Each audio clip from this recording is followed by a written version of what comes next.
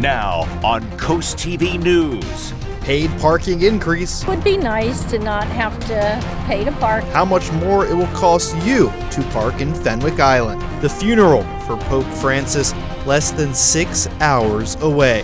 Mourning, loss, grief, but also proud because of the work he did. Milford water vote. The water is a problem. $8.5 million needed for upgrades. This is CoastTV News at 11. Remembering the Pope. Good evening, I'm Brandon Ferguson. Welcome to Coast TV News at 11. We begin tonight with the funeral of Pope Francis. In just a few hours, the funeral for Pope Francis begins. Over this week, hundreds of thousands of mourners have filled St. Peter's Square to mourn and pay respects to the pontiff. NBC's Alice Barr reports from the Vatican, where millions around the globe, including leaders from almost every nation, prepare to say their final farewell to the leader of the Catholic Church. Over the past 2 nights, St. Peter's Basilica has stayed open nearly all night to let some 250,000 people stream in to pay their respects to Pope Francis.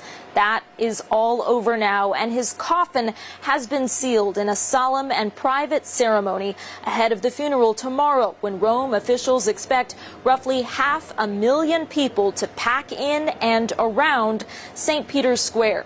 Among them, Renato Yontap Colosi, who we first met as a student at Georgetown University. Now studying in Geneva, he made the trip to pray by the Pope's coffin, reflecting on the crowds of people from all over the world who came to be present for the Pope, who always wanted to be close to them. He had that message of I'm not someone powerful, I'm here to guide you, but I need you also to come with me. So he was always inviting, welcoming others. And I think that's something that highlights his personality and the type of church that he wanted to build.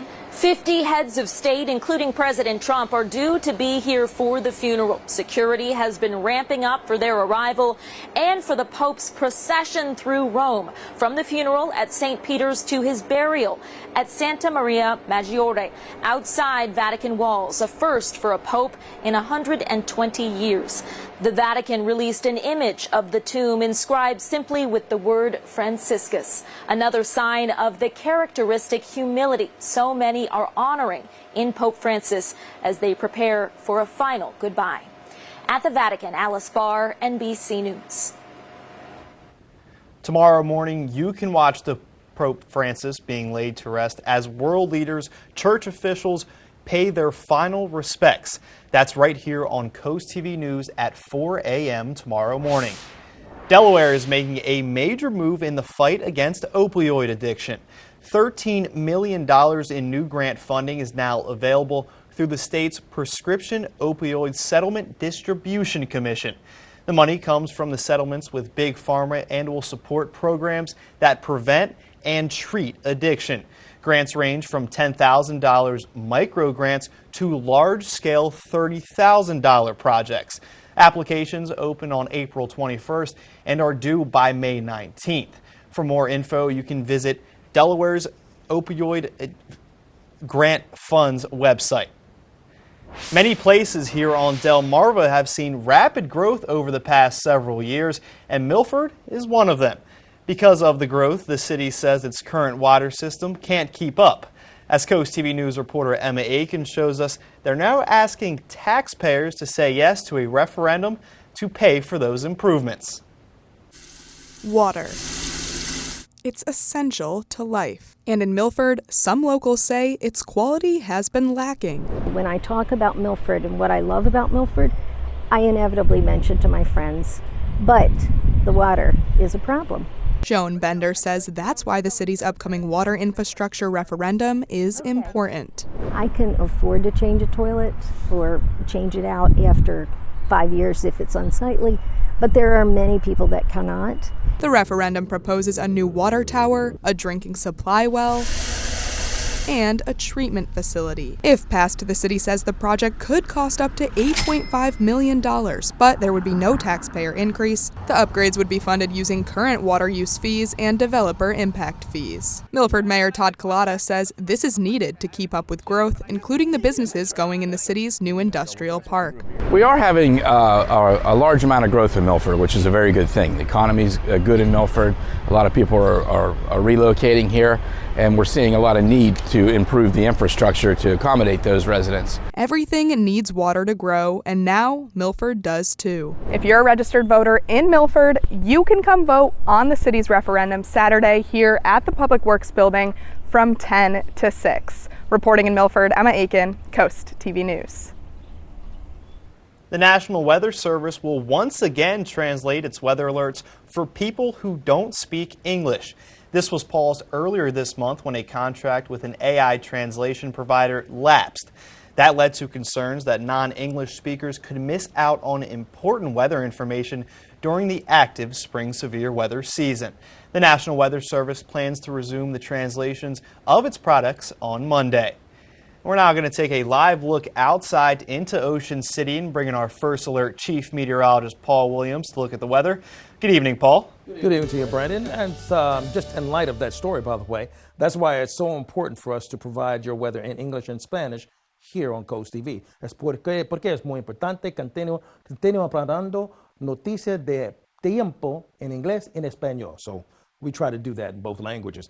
In either language, we're looking at cloudy skies, mucho nubloso, and 60 degrees right now in Ocean City. We're going to stay in the lower 60s with mostly cloudy skies throughout a good portion of the rest of the evening hours. But air quality is still at a moderate level. We're not at good, but we're fortunately not at orange, which would be a bit of a challenge for the folks that were sensitive to unhealthy conditions with the air quality, but we are at least yellow. Now, we are bracing for a chance of scattered showers that's going to begin to make us move from the west into our neck of the woods. That being the case, listen, we're looking for a temperature to stay mild for the rest of the night, but we're going to talk about higher allergy index numbers and that chance of rain for Saturday. It's been 3 years in Dewey Beach since the first talks of a new town hall and police station started. Now today, the groundbreaking was held for the construction of that project. On your screen now is a drawing of what the new town hall will look like, and once construction is done, Dewey will have its first EMS station in town, and with construction set to start on May 5th, town manager Bill Zalper says he can finally see the light at the end of the tunnel. Phase 1 will be where we're standing right now. That'll be the town hall, police station, alderman court, and parking department. 430 days estimate to build phase 1. Once we're done that, we'll move out of the old town hall police station into phase 1. Then we'll demo the old town hall police station and build the paramedic station there. That'll be phase 2. It's important to note that between state grants, county grants, and Dewey reserves for this project, that will completely cover the $11.4 million price tag. Zalper says that means there will be no tax implemented to pay for this project. The construction of the new Sussex County Family Court has another delay. When the court broke ground in June of 2022, construction was expected to be completed in 2024. And down the road, Coast TV News was told the construction was going to be completed in spring of 2025. But as you can see on your screen, work is still being done when we were supposed to see it almost wrapping up by now. Different things in the process have changed that.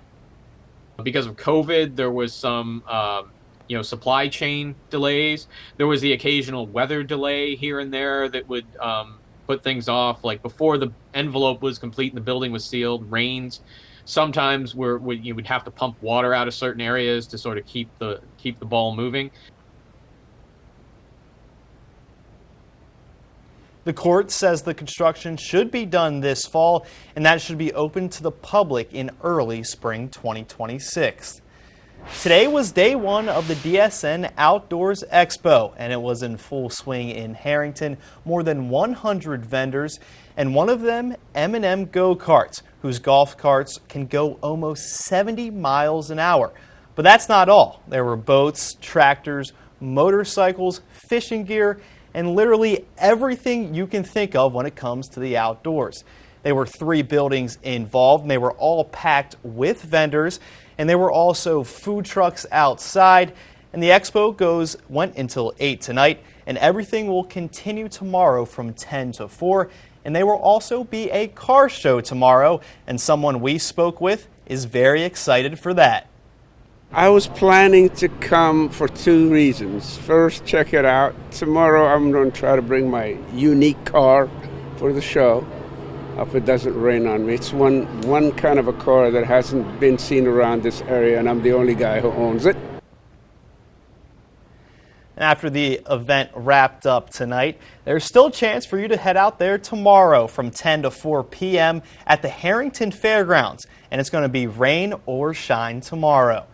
And this brings us to our Coast TV poll. We want to know, what's your dream outdoor upgrade? Let's take a look at the results from our 6 p.m. news hour. It's pretty much an even split here. 34% for backyard pool, 25% for new RV, 23% for patio set, and 18% for a hot tub. And I wouldn't complain about any of them.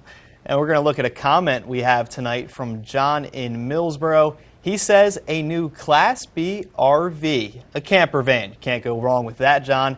If you haven't voted yet, you can still on our Coast TV News app or on our website. Leaders in Fenwick Island today voted to increase paid parking rates by $1. Starting May 15th, the hourly rates will be at $4 an hour, and that extra revenue would pay for street maintenance and a new parking officer. Homeowners and tourists have mixed opinions when it comes to this price increase. I think it's a very, very modest raise that I am certainly, as a homeowner, I'm in favor of. Quick two, and then it really would be nice to not have to pay to park when you go to pay for a meal or you're paying to go shopping. Fenwick Island's paid parking begins on May 15th. Delawareans who wish to work with marijuana now have to undergo background checks. This after Governor Matt Myers signed House Bill 110 into law. According to the bill, this includes people who want to work in or own or help operate a licensed marijuana business. Governor Myers says with the new law, Delaware will align with federal standards. In parts of the Bay Bridge are being sent away. The Maryland Transportation Authority says 145,000 square feet of the Bay Bridge deck panels are being sent to an artificial reef site. The agency says the parts from the east side of the bridge will help create a sanctuary for marine life. The agency also says it has planted 12 million oysters in advance to help the state's clean water goals. Coming up, a special event zone starting next week in Ocean City. What speed limit you should be going in OC? Here's a look at your Bay forecast. We're watching out for widespread scattered showers on Saturday, but then we'll clear out on Sunday and even have more in the way of sunshine on Monday. We'll have your full forecast coming up in just 60 seconds.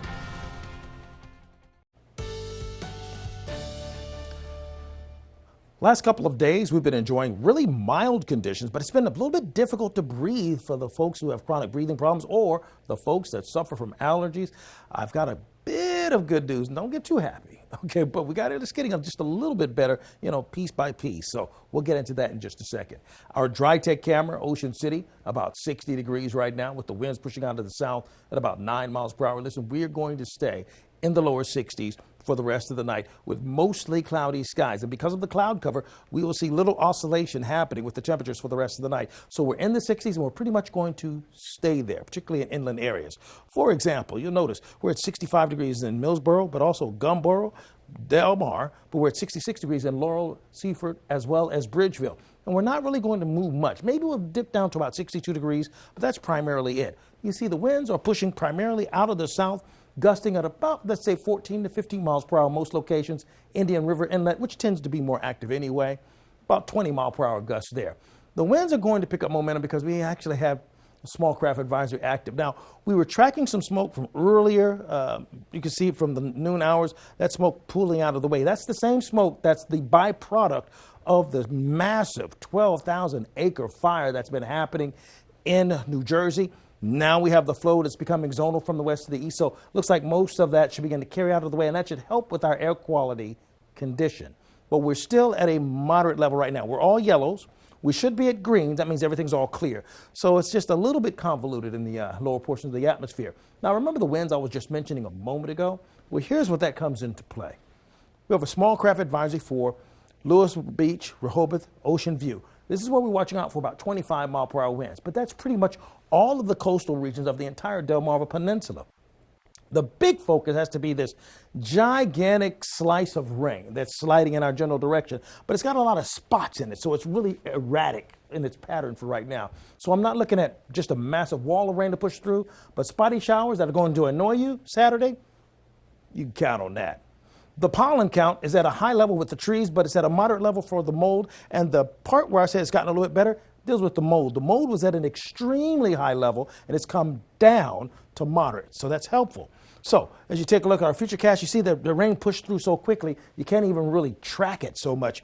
Even as we go, it's just hard to follow because it's really not a solid slice of rain. It's going to pull through easily. Now, because it's so skittish, we're looking at perhaps a slice of heavier showers in Millsboro, Long Neck, Bethany Beach, but in the other areas, maybe a sprinkle to 1/10 of an inch of rain. We'll keep a close eye on that. Here's a look at your extended forecast. Thank you, Paul. A special event zone is on its way to Ocean City. This is for the annual Cruisin' OC event. The town says reduced speed limits and increased fines for violations will be in place starting on April 29th. There will also be a bigger focus on parking violations with increased fines as well. The special event zone will run until May 4th. Today marks 4 years since Corporal Keith Cook, a Delmar police officer, was attacked while responding to a call. The tragedy sparked an outpouring of support, policy changes, and tributes in his name. Throughout the town, there are a number of ways Cook is being remembered, from a park bench to a mural and a monument. I go by that house every day, a couple times a day, probably almost 1,000 times a year. And not a time goes by that I don't think about what happened. Cook is also being remembered through Cook Fest, a concert supporting law enforcement groups, and that event wrapped up around 9:30 this evening in Delmar. A $40 million lawsuit has been filed against the city of Salisbury and its current mayor. This morning, Fitzwater LLC filed a complaint in federal court in Baltimore, alleging Mayor Randy Taylor and city staff have unlawfully gotten in the way of a proposed waterfront development. This in relation to the Marina Landing project, a proposed complex that would feature apartments, restaurants, and retail space. The suit claims the mayor and city staff are refusing to approve certain permits, but the project's architect says they've jumped through all the right hoops. All the site engineering, the critical area requirements, all the things that you would normally go do, we did up to a point where we have, like I said, signed drawings that say you are approved to begin and go from the city of Salisbury.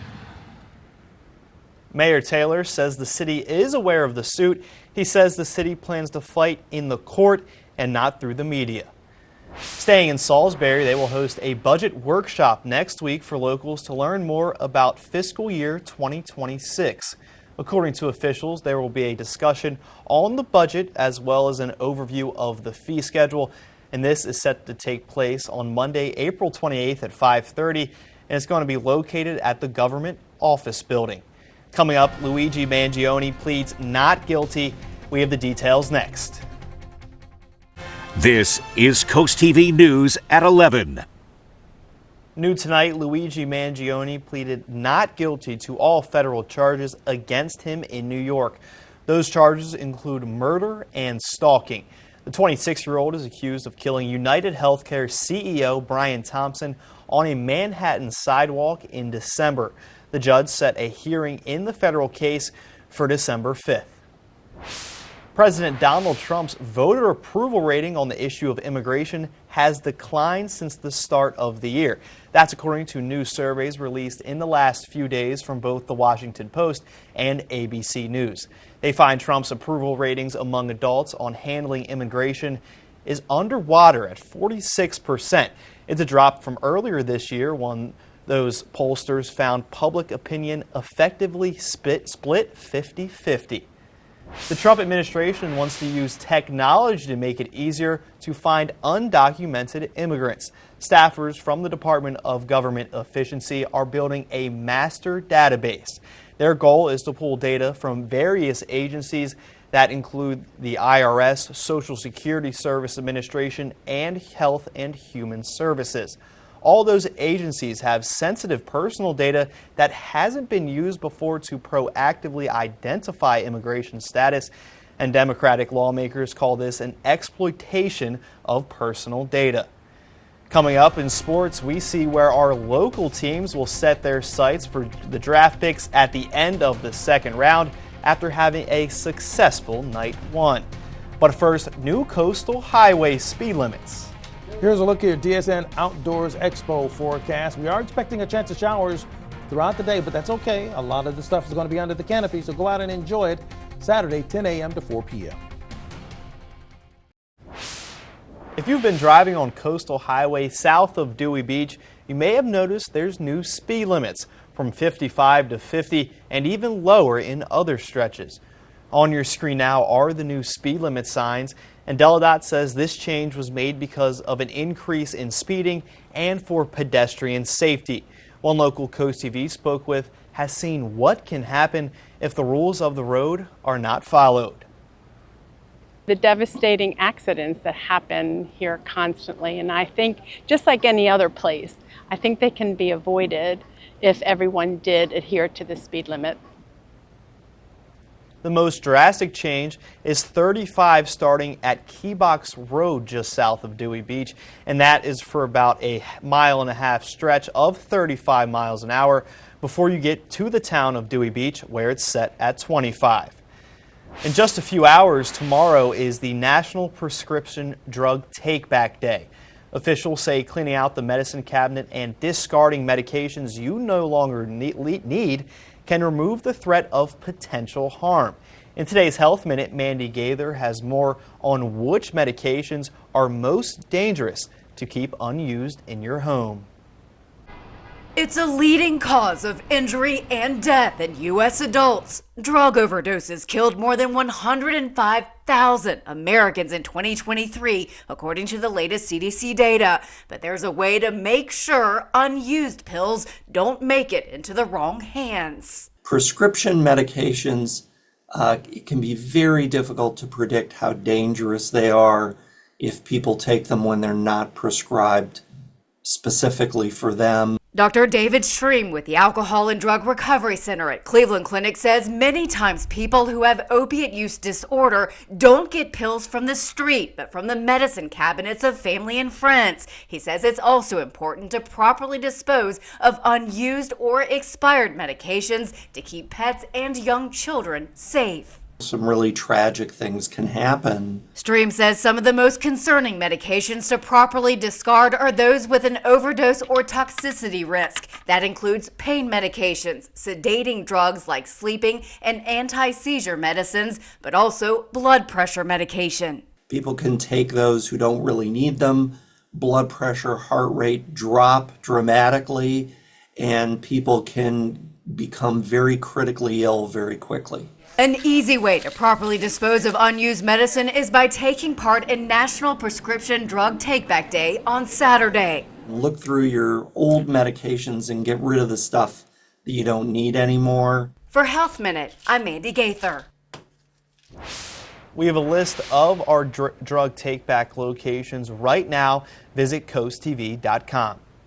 Delmarva Sports Network from the Wawa Studios. What's going on, sports fans? Last night, our local teams got big picks in round number 1. The Ravens got safety Malachi Starks. The Commanders went offensive tackle with Josh Cornerly, and the Eagles traded up to get the 31st pick and have their pick as a linebacker, Jahad Campbell. Let's see how night 2 of the NFL draft is going. With the 59th pick in the NFL draft in round number 2, the Ravens select Mike Green from Marshall. He led the nation with 17 sacks in 2024. The Edge also had 81 total tackles, 38 solo, and 41 assisted. With the 61st pick in round 2, the Washington Commanders select Trey Amos, the cornerback out of Ole Miss. He had a 4.43 on the 40-yard dash and 32.5 jump for his vertical. He had 3 interceptions and 50 total tackles last year. And with the final pick in round 2 at 64, the Philadelphia Eagles select Andrew Makumba, the safety from Texas. He had a very solid 2024 campaign with a career-high 5 interceptions and 69 total tackles, 41 solo, and 28 assisted. And you can join us at the DSN Outdoors Expo tomorrow from 10 a.m. to 4 p.m. Whether you are a business looking to showcase your company or you are attending a fun day looking for activities and entertainment, come over to the Delaware State Fairgrounds in Harrington, Delaware for day 2 of the outdoor fun. Admission is free. That over to sports. Have a great night, everybody. So we take a look at our Irish Eyes camera, and we're looking for cloudy skies to stay pretty persistent for the rest of the evening. And we are going to hover in the lower 60s throughout the rest of the evening hours. Now, our umbrella giveaway winner is actually Hillary Durante of Ocean City. Congratulations, courtesy of Paul Davis Restoration and Home Remodeling. If you need to keep up with your forecast, you can always call our weather line, 443-880-9100. Your forecast is just a call away, sponsored by the law offices of Bruxted, Mandalas, and Federico. Finally, here's a look at your exclusive 10-day forecast. We are looking for rain for Saturday. And chance of an isolated thunderstorm. But also, we go into next week. Next week, we're going to have temperatures teetering back and forth near the 80-degree mark. Like to hear that, Paul. Closer to the 90s is what I like. Thanks for joining us here for Coast TV News at 11. For more news and local weather, download our Coast TV News app. The Tonight Show starring Jimmy Fallon is up next. We'll see you tomorrow night for Coast TV News at 6. Have a great night.